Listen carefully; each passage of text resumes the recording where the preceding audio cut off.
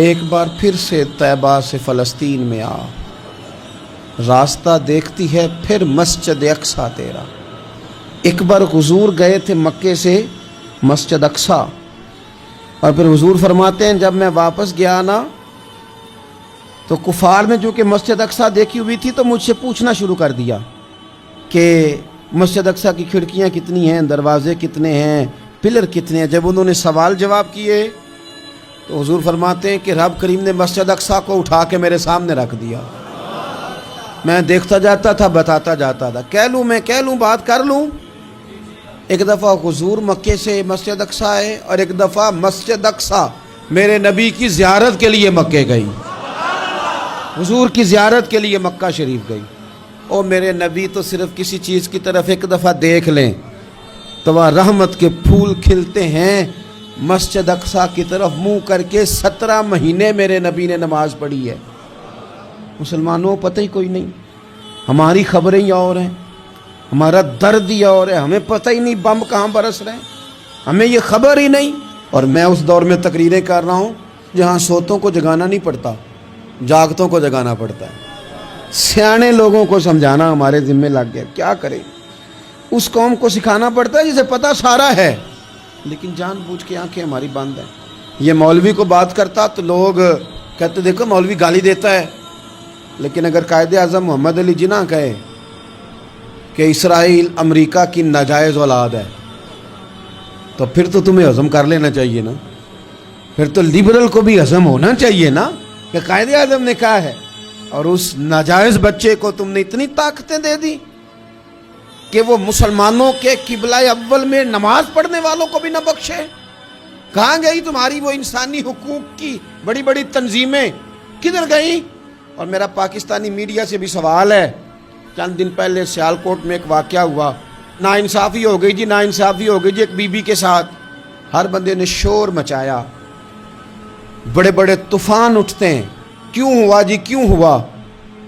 تو مسجد اقصیٰ کی توہین ہو گئی تو پھر طوفان کیوں نہیں اٹھا؟ ٹاک شو کیوں نہیں ہوئے؟ بحثیں کیوں نہیں ہوئی؟ میں اس موم بتی مافیا کا کیا کروں؟ ان لبرل لوگوں کا کیا کروں؟ ان کے سپورٹروں ووٹروں کا کیا کروں؟ ان سیاسی جماعتوں کے کارکنوں کو کیا نام دوں کہ جو ان فضول بحثوں میں تو وقت ضائع کرتے ہیں، اور وہ مسجد اقصیٰ جس کے بارے میں میرے نبی پاک صلی اللہ علیہ وسلم سے ایک صحابیہ نے پوچھا تھا، یا رسول اللہ مسجد اقصیٰ میں نماز پڑھنا کتنا کو بہتر ہے باقی نمازوں کے مقابلے میں؟ تو حضور نے فرمایا 1000 گنا بہتر ہے۔ بی بی عرض کرنے لگی سونیا میں جا تو نہیں سکتی، دل بڑا کرتا ہے۔ حضور نے فرمایا جا نہیں سکتی تو وہاں تیل ہی بھجوا دے، جس میں حاضری لگوانے کی حضور بات کریں جس مسجد میں۔ اور نبی پاک علیہ السلام نے فرمایا خاص کر کے سفر کرنا ہوا تو 3 مسجدوں کے لیے کرنا، ایک مسجد حرام بیت اللہ کے لیے، ایک مسجد نبوی کے لیے، اور تیسرا مسجد اقصیٰ کے لیے۔ یہ کیسے ہو گیا کہ فلسطین کی بیٹیاں روتی رہ گئیں اور تو رویا ہی نہیں؟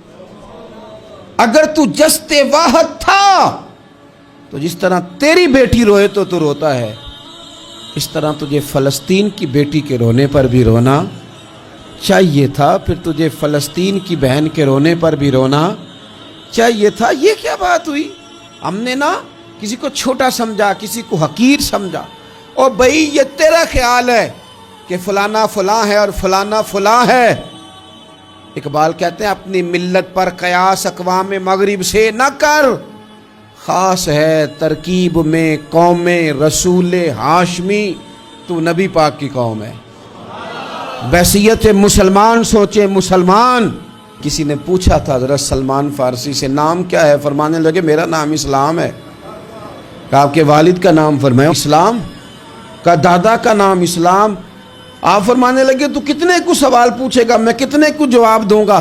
سلمان کا ہر چیز ہی محمد مصطفیٰ کا دین ہے، میرا سارا کچھ میرے نبی پاک کا دین، شروع بھی یہی ہے اختتام بھی یہی ہے، یہی میرا سارا کچھ ہے۔ داستان حسن جب پھیلی تو لامحدود تھی، اور جب سمٹی ہے تو آقا بس تیرا نام ہو کے رہ گئی۔